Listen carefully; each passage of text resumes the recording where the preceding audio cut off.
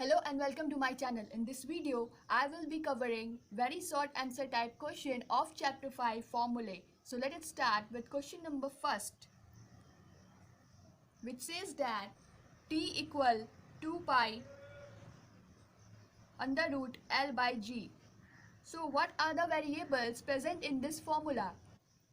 Now here we have t, pi, L and G. Now you know that the value of pi is 22/7, which is a constant. So after leaving this pi, we have T, L and G, three letters, and all the values of these three letters are not known to us. So we can say that this T, L and G are variables. Now the next question, question number 2 is, fill in the blanks is given and it says that the relation between two or more variables are called, and here we have fill in the blanks. So what can we call the relation between two or more variables? So in the first question you see here we have one relation in which there are three variables.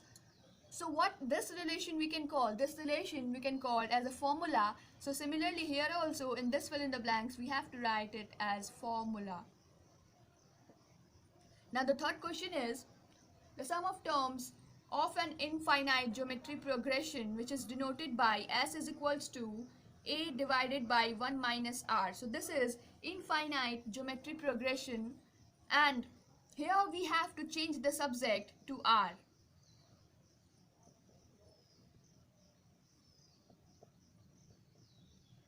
Now how can we change the subject here to R?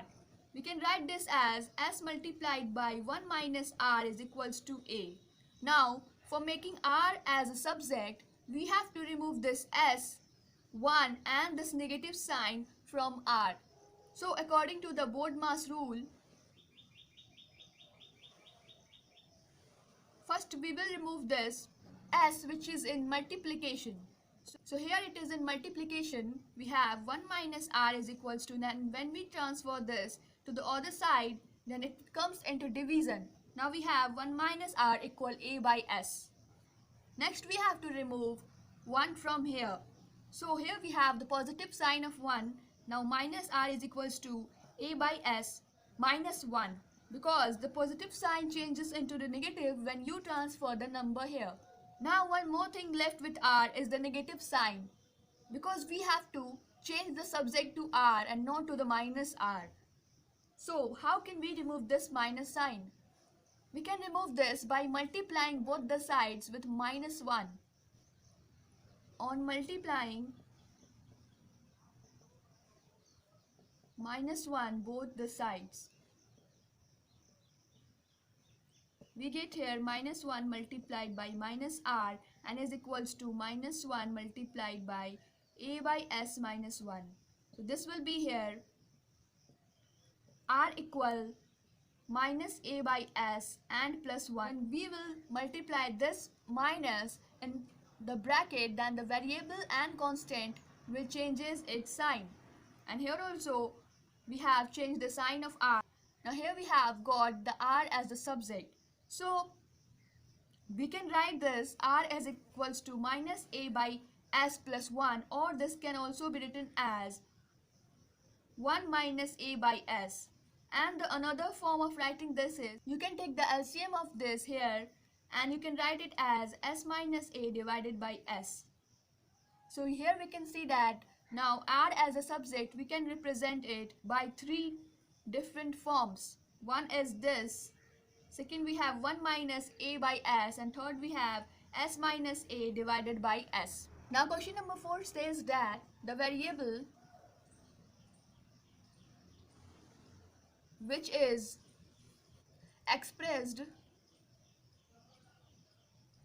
in terms of other variables then is called fill in the blanks of a formula. So in the previous question, question number 3, we saw that we have to change the variable, that is we have the s as equals to a divided by 1 minus r, where we have changed this variable from this variable. Now what this variable is known there? There we say that we have to change the subject to r. So here also we can say that if we have to express one variable in the terms of other variable, then we can say that variable as the subject. Now fifth question is, the formula with subject c is c equal 5f minus 160 divided by 9. Now here we have to change the subject to f. We have to express this variable f in terms of c. First we have to do 9 multiplied by c is equals to 5f minus 160. Because to make this f alone, we have to remove from here 5, 160, the negative sign, and 9 from here. So according to the BODMAS rule, we will one by one transfer all this to the other side so that we can keep f as alone and it will be the subject. So first we have to remove 9 here because 9 is in the division and division is done the first. Now here we have 9c is equals to 5f minus 160. Next we will transfer this minus 160 to the other side. So we can write it as 9c plus 160 is equals to 5f because this is here in the negative sign, so we have to change the sign. And next here we have 5 as in the multiplication, so 9c plus 160 divided by 5 is equals to f. So we have here f alone, we have transferred all the terms to the other side, and now we can say that f is a subject here. Now this can be written as f equal 9c plus 160 by 5, or you can write it as f equal 9c divided by 5 plus 160 divided by 5. You can write this separately, and from here also 9c divided by 5 plus this can be cutted into 3 two times. So here we have the value of f as 9c divided by 5 plus 32, or you can write this also as the value of f. The next question we have, question number 6. Suppose here we have lateral surface area as A and A is equals to pi RL. It is the lateral surface area of a cone which is denoted by A symbol, and the formula of A is equals to pi RL. Now from here we have to make this L as the subject. So you know that to make it as a subject, first we have to remove all the other variables and constants from there. So here we have pi and r. So we can write this simply, L is equals to A divided by pi r. Next question number 7 we have. It says that when the subject of a formula is changed, then the rule corresponding to the formula also changes. That statement is true or false. We have to find it out. Suppose we have here one formula which says that radius is equals to displacement divided by 2. So here it is in the terms of displacement. Now if you will change the subject here from radius to displacement, and we can write it as displacement is equals to 2 multiplied by radius. So what you think here, the rule of this, the relation between this radius and the displacement changes when we change the subject of it? The answer is false, because when we change the subject from one variable to another variable, or you can say that in this example from radius to displacement, the relation between this radius and displacement doesn't change. The ratio between these two are the same. So we can say that it's false. It doesn't change. Now the next question number 8. It says that if 7 times the curved surface area of a cylinder, which is denoted by A here, is equals to 44 times the product of base radius and height. So here we have curved surface area as A, and 7 times of curved surface area is equals to 44 times the product of radius, which is R, and height, which is denoted by h. So we have to do the product of this. So here we have created one formula. Now it says that we have to change the subject as a. So for that, we have to transfer this 7 to the other side, and as this is present in the multiplication here, so it comes under division after transferring it. So we have 44 multiplied by RH. Here you can identify this. Here we have 44 by 7, so it can also be written as 2 multiplied by 22 RH. And this 22 and 7 will make 1 pi. So we can also write it as 2 pi RH. So the subject of A can also be written as in this form and also can be written as 2 pi RH. Now next question number 9. We have F is equals to A plus B divided by A. Now we have to change the subject as B. So for making B as a subject, we need to remove this A and this A from here. So in the first step, we can write it as F multiplied by A is equals to A plus B. And in the next step, we have FA minus A is equals to B. So now we have B as a subject. Now this can be written as B equal FA minus A, and also we can write it as, if we take A as a common, then we have F minus 1. So here also B can be represented as FA minus A, and also if we take A as a common, we have A multiplied by F minus 1. Next question number 10. Here the formula given is T equal 2 pi L by G to the root, and it says that what you can say is T is directly proportional or inversely proportional to root L.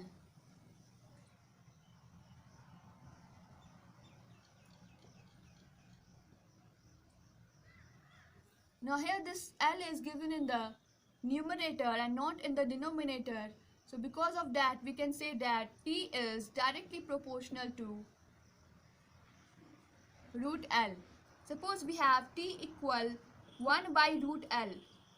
That is, root L is in the denominator. So here we can say that T is inversely proportional to root L. But here we have T equal root under L by G. That is, here we have root L in the numerator place. So we can say that is directly proportional. If you will increase the value of T, then the value of L will always increase. Now next question 11. It says that sum of angles of a triangle ABC. We have a triangle ABC and the sum of all its angle is equals to 180 degree. Now express the statement using symbol. Now how can we express this statement in the mathematical term? We can write it as angle A plus angle B plus angle C is equals to 180 degree, as we all know that the angles here can be represented in this symbol. The next question we have, question number 12. It says that the perimeter of a polygon is the total length of its sides. The perimeter of a polygon is the total length of its sides. So here you know that what is polygon. Poly means many. So you can say that polygon is closed figure with many sides. It can be of 5 sides, 6 sides and more than that also. So the side here in the question are not known, so we have here n sides of polygon.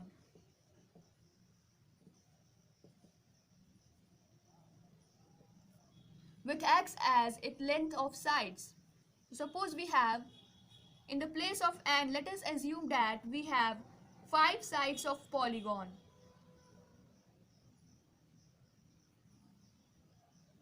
This is 5 sides of polygon. Now the length of its sides is equals to x centimeter. Here we have to find the value of perimeter.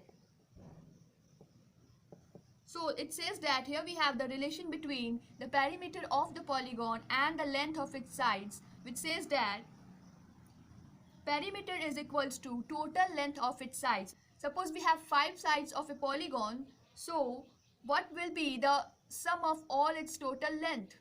Let us assume that its length is 2 centimeter. So here also we have 2, and here we have 2, and here also we have 2 centimeter. So what will be the perimeter here? In this case we can write as 5 multiplied by 2, which is equals to 10. So we can say that according to this relation, the perimeter of this polygon, which has 5 sides and 2 as its length, is equals to 10. Similarly, here we have polygon of n sides. The number of sides is not known, and the length is also here assumed to be x. So we can say that the perimeter of this polygon can be n multiplied by x, which is nx. Moving on to the next question, question number 13. Here it says that the 100th part of the product of the principal p time t and the rate as r. First of all, we have denote the principal as p, time as capital T, and rate as capital R. And the simple interest is here denoted by capital I. So what are the relation between all these terms given in your question? The relation says that the 100th part of the product of the principal, time and rate. We have to do the product of principal, time and rate and the 100th part. So to do the 100th part, we have to divide this with 100 and is equals to the simple interest I. So this is the relation which we have to convert into mathematical terms. So we can say that I is equals to PTR divided by 100. Now the question number 14 says that here we have to find the total surface area of a closed cylinder.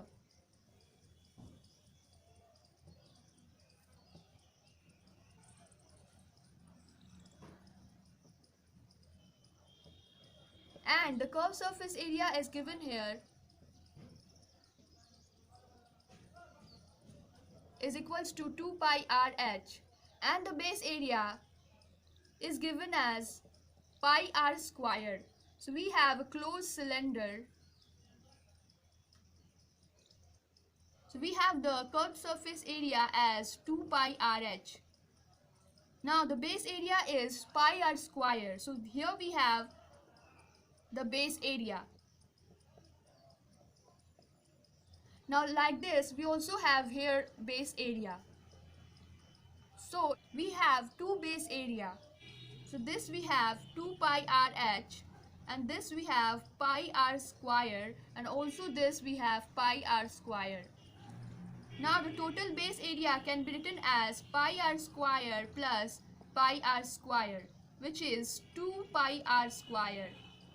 And the total surface area